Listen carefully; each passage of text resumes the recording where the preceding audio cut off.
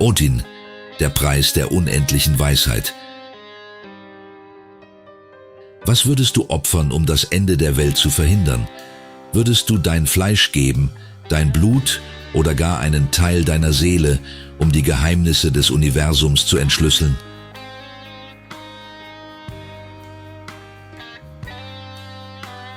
In den goldenen Hallen von Asgard saß ein Gott auf seinem Thron, doch sein Herz war schwerer als das Gebirge von Jötunheim.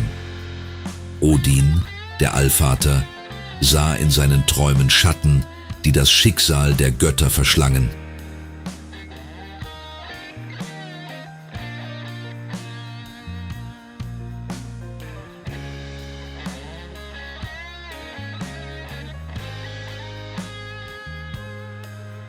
Er sah die Ragnarök, den Untergang von allem, was existiert. Doch die Antworten, die er suchte, lagen nicht in der Macht der Waffen, sondern tief verborgen in den Wurzeln der Zeit.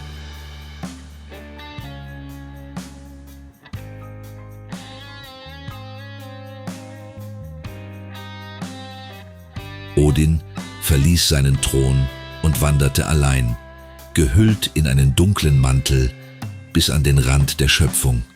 Dort, wo die Realität in den endlosen Abgrund blickt, liegt Mimirs Brunnen, die Quelle aller Erinnerung und Weisheit.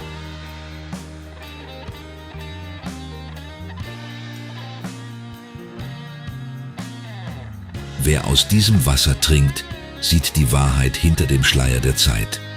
Doch Mimir, der uralte Hüter, gewährte niemandem Einlass ohne ein Opfer, das den Kern des Seins erschüttert.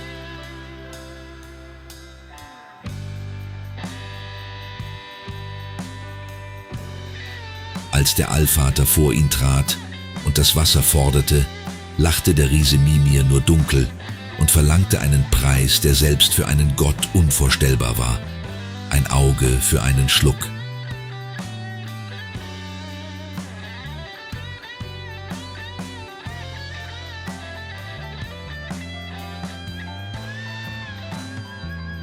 Es gab kein Zögern, nur den eisernen Willen eines Königs, der sein Volk retten wollte.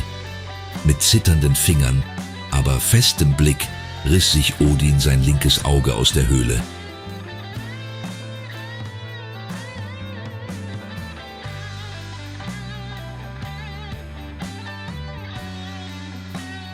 Ein Schrei des Schmerzes hallte durch alle 9 Welten, während das Fleischliche in das tiefe, blaue Wasser des Brunnens sank. In diesem Moment wurde Odin einäugig, doch sein innerer Blick weitete sich ins Unermessliche.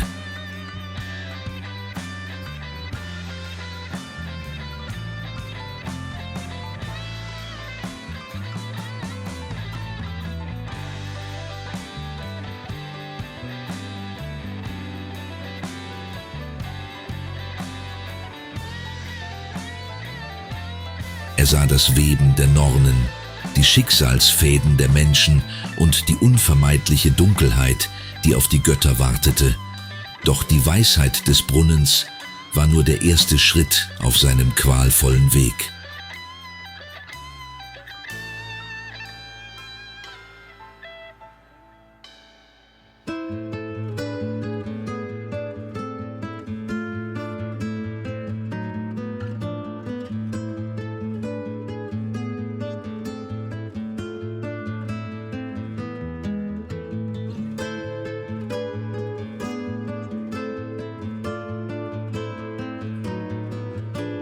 Die magische Sprache der Schöpfung, die Runen zu erzwingen, unterzog sich Odin einem noch grausameren Ritus.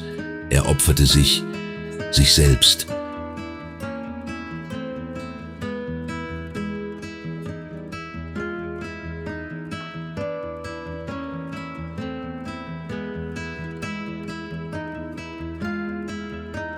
Er durchbohrte seine Seite mit seinem eigenen Speer Gungnir und hängte sich an einen windgepeitschten Ast der Weltenesche Yggdrasil. 9 Tage und 9 Nächte hing er dort zwischen Himmel und Erde.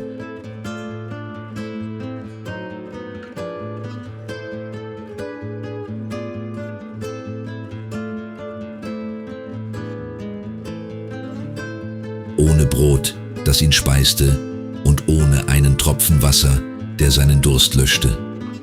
Er blickte hinab in die bodenlose Leere von Ginnungagap, während sein Blut langsam auf die Wurzeln des Baumes tropfte.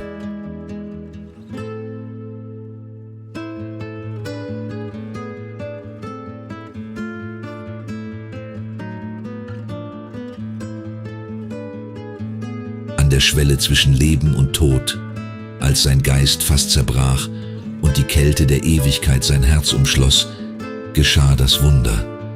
In den Mustern seines vergossenen Blutes im Schnee erschienen die Runen.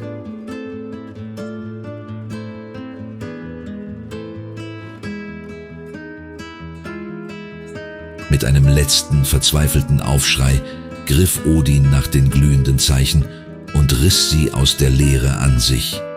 Er fiel erschöpft zu Boden, doch er war nicht länger derselbe.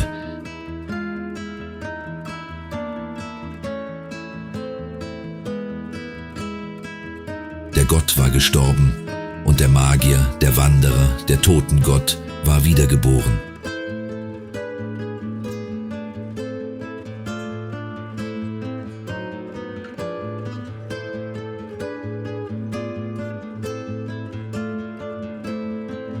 Odin kehrte nach Asgard zurück, doch die Unschuld der Jugend war für immer aus seinem Gesicht gewichen. Hinter der Lederklappe über seinem leeren Auge trug er nun das Wissen um den Untergang.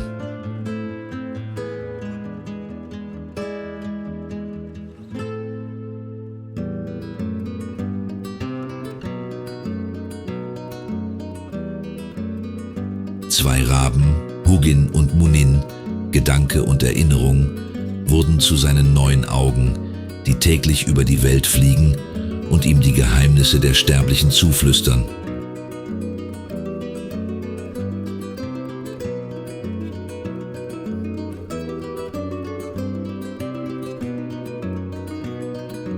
Er hatte die unendliche Weisheit erlangt, doch er zahlte den höchsten Preis, den ewigen Frieden. Denn wer alles weiß, weiß auch, dass das Ende unaufhaltsam näher rückt.